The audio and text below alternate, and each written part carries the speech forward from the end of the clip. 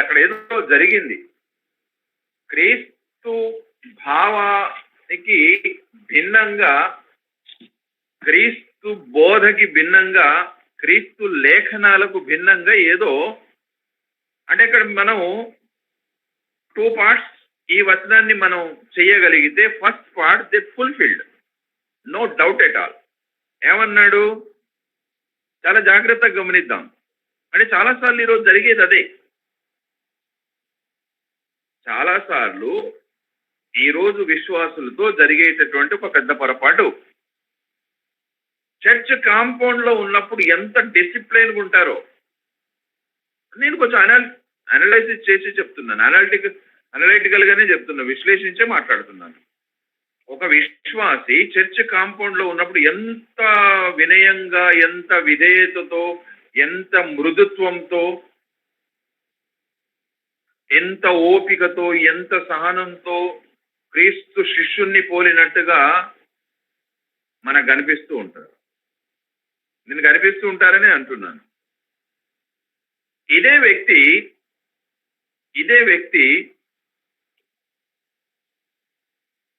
బయట అక్కడదే సమస్య. సంఘము వెలుపటి వాడి ఎడల, బయటి సంఘస్థులతో కావచ్చు, అన్యులతో కావచ్చు, సంఘానికి బయట ఎవరుంటారు? అక్కడ ఒకవేళ గనక పౌలు రాయాల్సి వస్తే, దేవుడు అదే మాట చెప్పాలనుకుంటే పౌలుకు చెప్పేవాడు, సంఘం బయట ఉన్నటువంటి సంఘం వాళ్ళతో అనేవాడు. కానీ అక్కడ చెప్పలేదు. సంఘము వెలుపటి వారి ఎడల, let us see amplified Bible, 1 తెస్సలోనికేలు 4:12. 1 తెస్సలోనికేలు 4:12. నేను ఇంగ్లీష్ చదువుతున్నాను. 10, 11, 12 చదువుతాను. For indeed you already do practice it toward all the believers throughout Macedonia by actively displaying your love and concern for them. But we urge you, brothers and sisters, that you excel in this matter more and more, no doubt at all, and to make it your ambition to live quietly and peacefully, and to mind your own affairs and work with your hands, just as we directed you, so that you will behave properly toward outsiders, exhibiting good character, personal integrity, and moral courage worthy of respect of the outside world, and be dependent on no one and in need of nothing. Be self-supporting. ఇక్కడ ఒక పదం నేను చదువుతాను, outside world, no doubt at all. నేను అదే ఇందాక మాట్లాడాను. సంఘములో ఉన్నప్పుడు ఈ వ్యక్తి యొక్క బిహేవియర్ ఎంత అద్భుతంగా ఉంటుందో, క్రీస్తును పోలి ఉంటుంది. వన్స్ ఆ చర్చ్ కాంపౌండ్ దాటిన తర్వాత తాను కూర్చునే హోటల్లో కావచ్చు, తాను కొనుక్కునే టమాటా షాప్ దగ్గర కావచ్చు, ఎస్, నేను చాలాసార్లు ఇది మీకు చెప్పాను. బిహేవియర్ ఎలా ఉంటుందంటే, కొన్నిసార్లు అన్యులు, మన చుట్టూ ఉన్నటువంటి వేరే ధర్మాల్లో ఉన్న సహోదరుడు ఇంత మూర్ఖంగా ప్రవర్తించరే అని అనిపిస్తుంది. ఒక ఇన్సిడెంట్ చెప్తాను నేను కళ్ళతో చూసింది. అంటే ఇక్కడ నేను గొప్ప అని కాదు, ఆ సెన్స్ మనకు ఉండాలి. When you accepted Christ, when you are entering in to the world, you must be conscious that I am a disciple. ఒక షాప్ లో ఉన్నాను. వాస్తవంగా ఆ షాప్ లో ఉన్నటువంటి స్టాఫ్, నేను చాలా హానెస్ట్ గా చెప్తున్నాను ఈ విషయం, దాదాపు ఒక 20 మంది పనిచేస్తే 10 మంది నాకు పర్సనల్ గా పరిచయం ఉన్నా. అంటే పరిచయం అంటే షాప్కి వెళ్తూ ఉంటాను కాబట్టి పరిచయం అయ్యారు. ఒకరిద్దరు ఫోన్ నంబర్స్ కూడా నా దగ్గర ఉన్నాయి. నా స్టేటస్ చూస్తూ ఉంటారు. They are not Christians.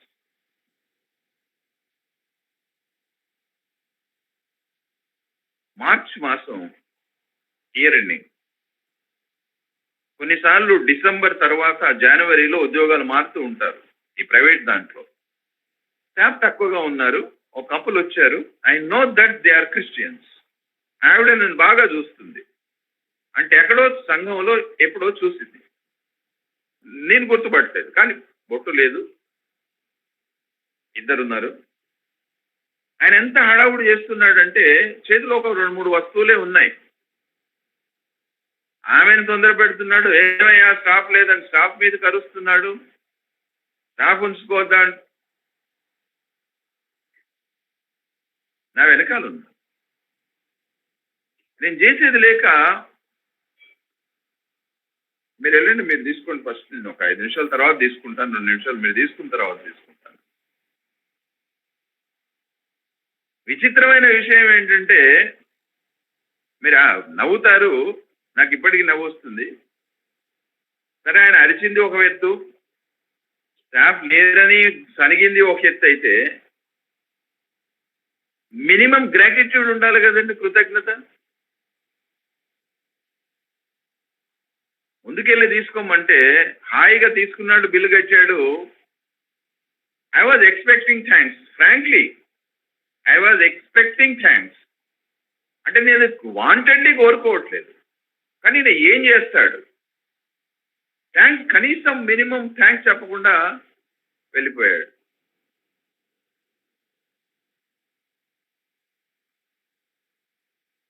మీరు జస్ట్ ఊహించండి.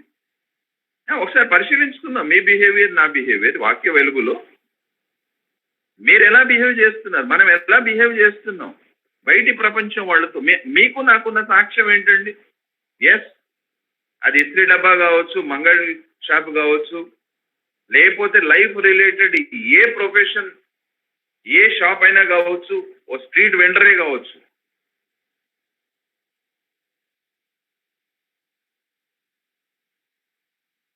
అంటే ఇక్కడ మనం ఫెయిల్ అవుతాం కాబట్టి.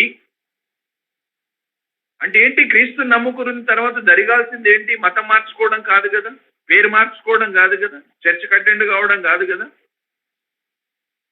క్రీస్తుకు ఉండేటటువంటి సాఫ్ట్నెస్, నాకు 100% సాఫ్ట్నెస్ ఉందని నేను చెప్పను. నాకు కోపం వస్తుంది, మనిషినే కదా. కానీ minimum we have to learn, maximum we have to expose కదండి. సో బయటి ప్రపంచంతో బయటి వాళ్లతో మనకున్న సాక్ష్యం ఏంటి? మనం చూడగానే వాళ్ళ రెస్పాన్స్ ఎలా ఉంటుంది? పౌలు గారు అదే మాట్లాడుతున్నారు కదా. ఏమన్నాడు? సంఘమునకు వెలుపటి వాళ్ళ ఎడల మర్యాదగా నడుచుకొనుచు. అంటే ఈ మర్యాద అనే పదం మనం చాలా సార్లు కోపంలో కూడా యూజ్ చేస్తే, మర్యాద, జాగ్రత్త, మర్యాదగా నడుచుకొనుచు సంఘము వెలుపటి. ఇక్కడ సంఘం చాలా చోట్లలో ఫెయిల్ అయింది. ఈ మధ్యలో జనవరిలో అనుకుంటాను, కొత్త గవర్నమెంట్ ఫామ్ అయిన తర్వాత ఒక చోట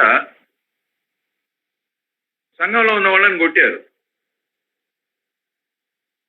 దాన్ని పెద్ద బొంబాట్ చేశారు. సంఘంలో ఉన్న వాళ్ళని, చర్చిలో ఉన్న వాళ్ళని కొట్టారు. అది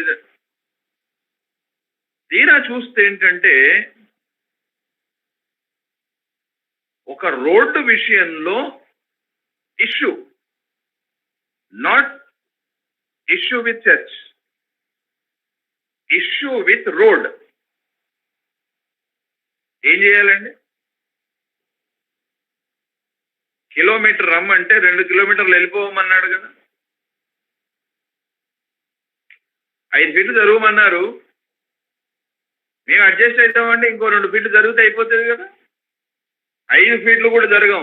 ఇది చర్చ్ అంటే, చర్చ్ అంటే తురూమ్ ఖానా? రూలే కదండి.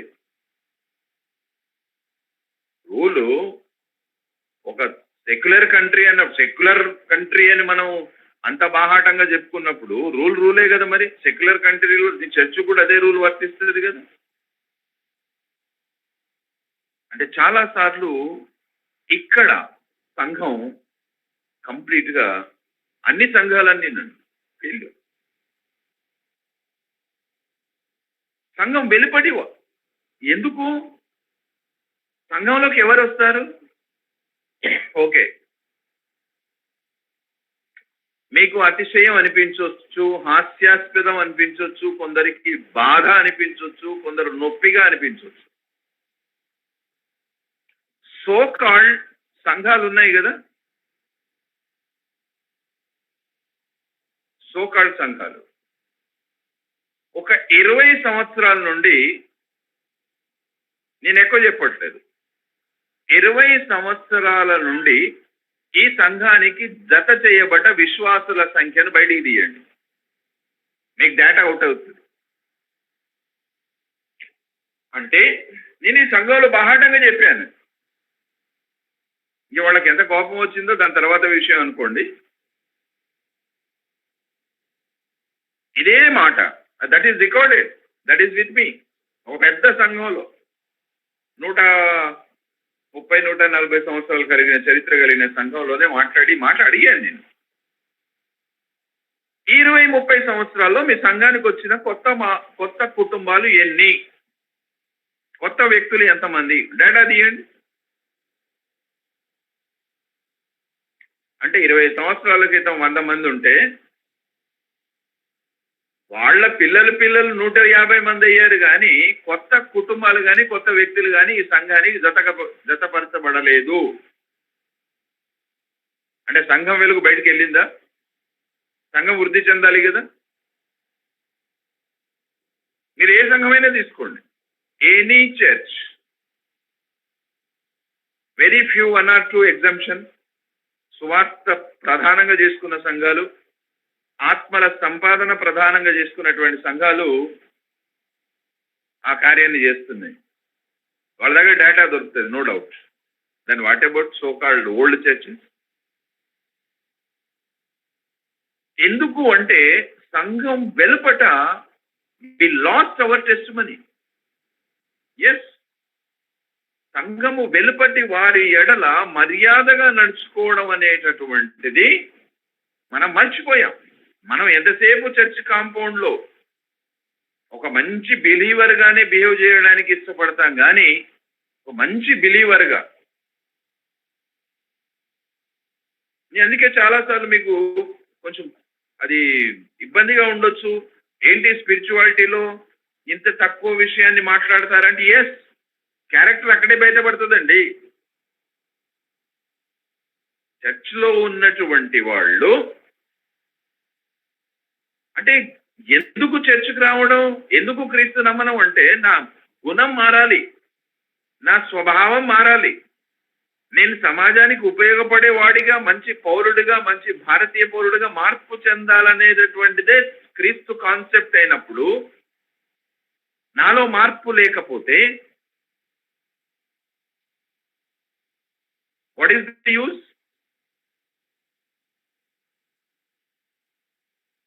సంఘంలో మంచి సాక్ష్యం కలిగి ఉన్నాం, ఆ బయట టమాటా అమ్మేట ఆవిడతో 10 నిమిషాలు డిస్కస్ చేసాం, 2 రూపాయలు తగ్గించాం. ఒక మాట అండి, చాలా ఫ్రాంక్ గా ఓపెన్ గా నేను మాట్లాడతా, 1 కేజీ టమాటాల మీద ఎంత సంపాదిస్తారండి బయటి వాళ్ళు? చెప్పండి, గుండెల మీద చేసుకొని చెప్పండి. టమాటాల ఆవిడతో బార్గెనింగ్ చేసే క్రైస్తవ కుటుంబాలు ఎన్ని లేవు? సాక్ష్యం పోగొట్టుకుంటున్న కుటుంబాలు, టమాటాల దగ్గర సాక్ష్యం పోగొట్టుకుంటున్న కుటుంబాలు ఎన్ని లేవు? అంటే ఏంటి జరిగేది ఇక్కడ? We are not exhibiting Christ, sorry. 2 రూపాయల కోసం బార్గెనింగ్, 10 నిమిషాలు ఆమెతో వాగ్వాదం చేసి వాళ్ళు ఎంతకు ఇస్తున్నారు, వీళ్ళు ఎంతకు ఇస్తున్నారని మళ్ళీ ఆవిడ జోకిన తర్వాత, తూకం వేసిన తర్వాత, వెయిట్ చేసిన తర్వాత 2 టమాటాలు మళ్ళీ బ్యాగులో వేసుకొని వచ్చేస్తాం మనం డబ్బులు ఇచ్చి. ఎస్, మీరు చూడండి చాలా మంది.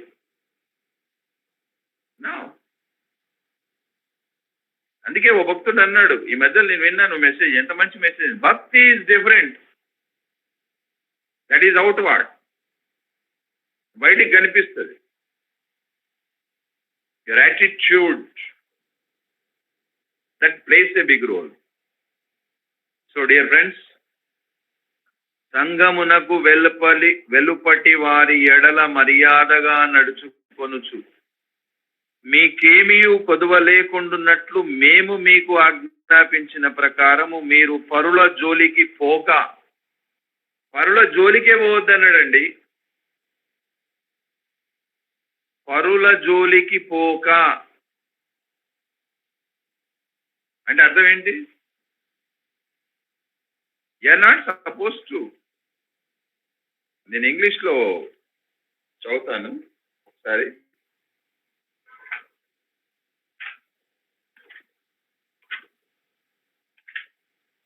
ఎస్, మొదటి తెస్సలోనికీయులు 4:12.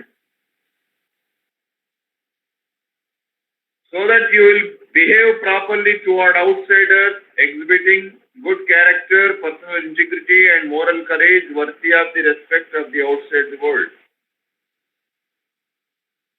Moral courage, worthy of the respect, personal integrity, exhibiting good character. పరుల జోలికి ఎందుకు పోతాను చెప్పండి?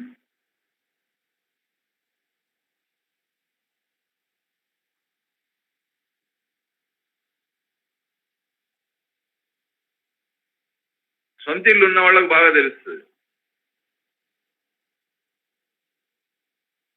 అనవసరంగా మీకు ఇంక ఎక్స్ప్లెయిన్ చేయను నేను. పరుల జోలికి పోక అన్నాడు, అది వార్నింగ్ అంతే. జోలికి పోవడం అంటే ఏంటండి? మనకు సంబంధం లేనటువంటి విషయంలో తలదూర్చడం. తలదూర్చి వాళ్ళని తప్పులో పడేసి మనం కూడా తప్పుగా పరిగణించబడి దూషించబడి బయటకు వస్తాం. This is not our business. పనుల జోలికి పోవడానికి కాదు కదా. పంచాయతీలు చేస్తాం. సారీ అంటే కొన్ని బౌండరీస్ మనం పెట్టుకోకుండా క్రిస్టియానిటీలో మనం ముందుకెళ్ళాలి, ఎదగాలి, పరలోక రాజ్యంలో కూర్చోవాలంటే సారీ, ఈ స్వభావం ఉన్నటువంటి వాళ్ళు పరలోక రాజ్యంలో కూర్చున్నా వాడు మళ్ళీ పరలో జోలికే పోతాడు. పోడంటారండి. మనం సామెత ఉంది, చింత చచ్చినా పులుపు చావదు అన్నట్టు. చింత చచ్చినా పులుపు చావదంట. It's a beautiful proverb. So స్వభావం మారాలి. మారు మనస్సు అదే కదా. దాని తర్వాత పరుల జోలికి పోక మీ సొంత కార్యములను జరుపుకొనుట యందును మీ చేతులతో పనిచేయుట యందును ఆశ కలిగి ఉండవలనని మిమ్మును హెచ్చరించుచున్నాను. This is the first point. రెండో పాయింట్ నేను చదివి ముగిస్తాను. సహోదరులారా, నిరీక్షణ లేని ఇతరుల వలె మీరు దుఃఖపడకుండు నిమిత్తము నిద్రించుచున్న వారిని గూర్చి మీకు తెలియకుండుట మాకిష్టము లేదు. యేసు మృతి పొంది తిరిగి లేచనని మనము నమ్మిన యెడల అదే ప్రకారము యేసు నన్ను నిద్రించిన వారిని దేవుడు ఆయనతో కూడా వెంటబెట్టుకొని వచ్చును. నేను 13వ వచనం మళ్ళీ చదువుతాను, మొదటి భాగం. నిరీక్షణ లేని ఇతరుల వల్లే మీరు దుఃఖపడకుండు నిమిత్తము. నిరీక్షణ మనకుంది. ఎస్,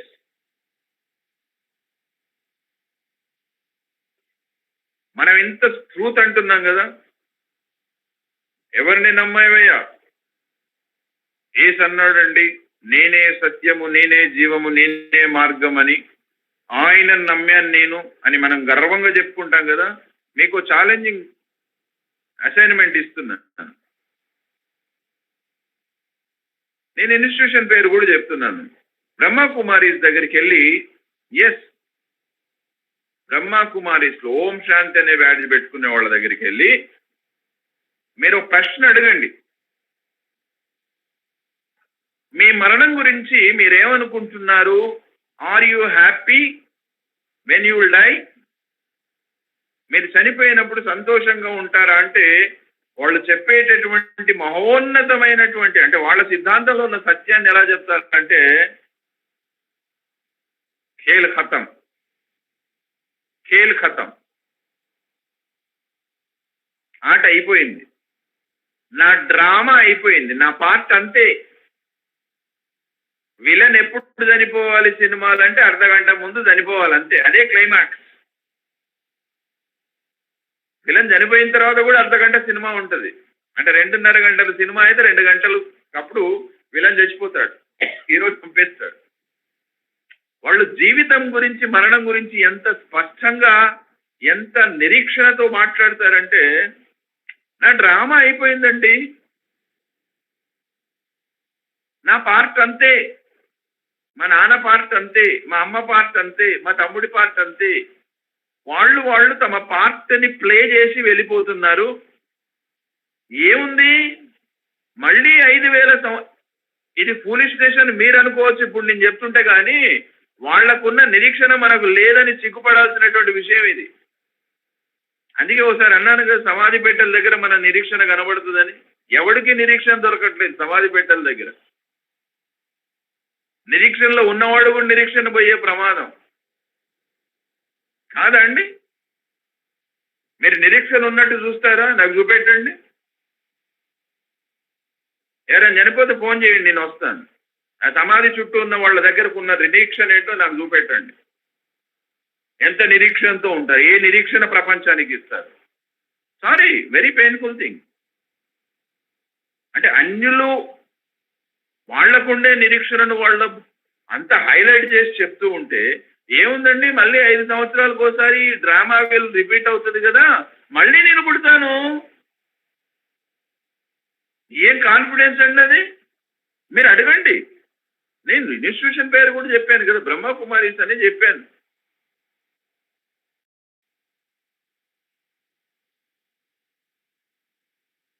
అంటే వాళ్లకున్న నిరీక్షణ తప్పని మనం అంటాం, మరి ఆ నిరీక్షణ మనకున్నదా అంటే మనకు ఉండదు. ఆ నిరీక్షణ తప్పని విమర్శిస్తాం ఫస్ట్. మరి నిరీక్షణలో క్రీస్తు వారు ఇంత నిరీక్షణ ఇస్తే ఈ నిరీక్షణ నీకు ఉన్నదా అంటే ఇక్కడ ఉండదు. అది తప్పంటాం, మనకు ఉండదు. ఇది ఎక్కడ డ్యూయాలిటీ అండి? నువ్వు సత్యాన్ని నమ్మిన తర్వాత నీకు ఉండాల్సిన నిరీక్షణలో నువ్వు ఉండకుండా అసత్యంలో ఉన్నారని వాళ్ళ నిరీక్షణను మనం ఎగతాళి చేస్తే అసలు హాస్యాస్పదం అయ్యేది ఎవరంటే మనమే. అందుకే కదా పౌలు రాసింది ఎందుకు ఇక్కడ, నిరీక్షణ లేని ఇతరుల వల్లే దుఃఖపడకుండా నిమిత్తం. దుఃఖపడాల్సిన అవసరం లేదు మీరు. అంటే నిరీక్షణ లేనటువంటి ఇతరులు దుఃఖపడకుండా, ఇతరుల వల్ల మీరు దుఃఖపడకుండా అని ఆయన రాస్తే, మాకు నిరీక్షణలో లేదురా బాబు, మాకు ఎలాంటి హోప్ లేదు అని మరణం పెట్టే దగ్గర మనం చూపెడుతూ ఉంటే, నేను లోకానికి వెలుగై ఉన్నానన్నటువంటి మహోన్నతుని వెలుగును ఎవరు నమ్మాలి? మనల్నే కదా ఇన్స్ట్రుమెంట్ గా పెట్టింది. So dear friends, if you gain our testimony in outside world, మన సాక్ష్యం బయటి ప్రపంచంలో మనం పొందుకోగలిగినప్పుడు, ఎస్, ఎంత పీస్ఫుల్గా ఉంటారండి, ఎంత పీస్ఫుల్గా ఉంటారండి, ఎంత శాంతిగా ఉన్నారు చూడండి అని చెప్పగలిగిన రోజు మనకున్న నిరీక్షణ మనం ఎగ్జిక్యూట్ చేస్తాం.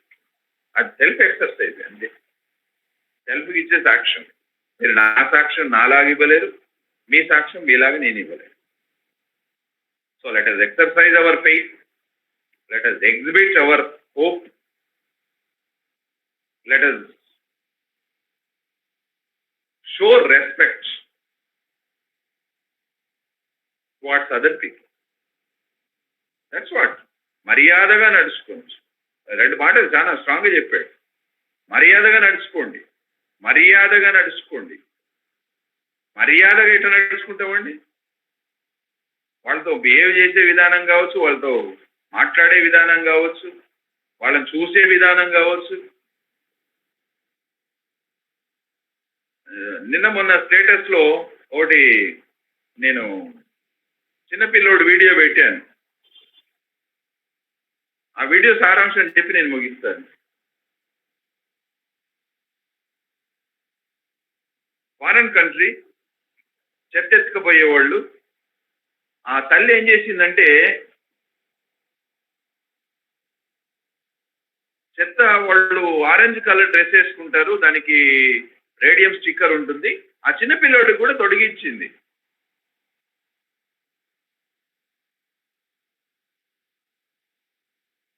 చెత్త బండి రాగానే ఈ పిల్లవాడు అరిచాడు.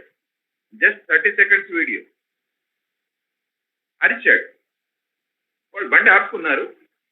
ఈ పిల్లోడు ఓ బ్యాగ్ పట్టుకొని వెళ్ళాడు. పోగానే హైఫై ఆ పిల్లోని నేను ఎత్తుకున్నాడు. ఆ చెత్త డంప్ చేయించనిచ్చాడు.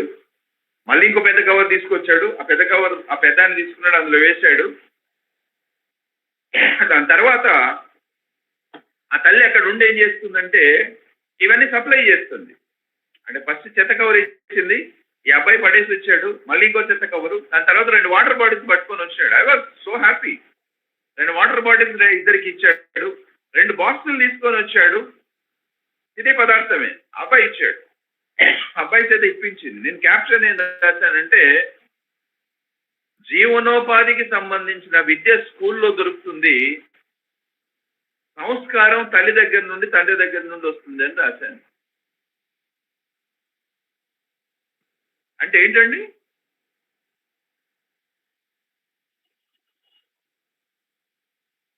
ఓ మాట మిమ్మల్ని అడుగుతాను. నేను జోక్ చదివాను. ఓ చెత్త అబ్బాయి అంటాం చెత్త తీసుకెళ్లే వాళ్ళని, మరి చెత్త ఇచ్చేవాడు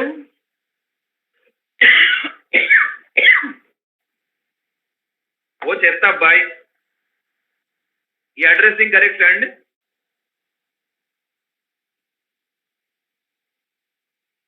అదే కనుక రివర్స్ లో చెత్త అమ్మాయి ఇచ్చే చెత్త అంటే ప్రాక్టికల్ మాట్లాడదామండి.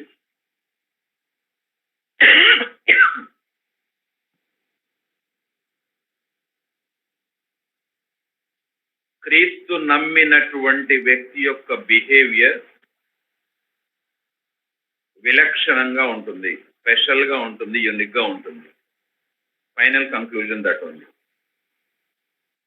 మీరు థియరీ ఎంతనే చెప్పండి, నాకు బైబిల్ నేను చదువుతాను, లెంట్ డేస్ లో 40 రోజులు ఉపవాసం ఉన్నా దేవుడికి వచ్చింది లేదు, మన కొరిగింది లేదు, సమాజానికి దొరికింది లేదు. సారీ, బిహేవియర్ మారిందా? Let us check. మాట మారిందా? సంఘం బయట ఉన్న వాళ్ళతో. సంఘంలో ఉన్నాడు ఎట్లాగో కొట్లాడుకు తెస్తున్నాను, సంఘం బయట ఉన్న వాళ్ళతో ఇది గనక కాకపోతే we are no more disciple of Christ. So let us practice his love and show some concern towards other people. Let us glorify God. May God bless you all. Thank you. Thank you.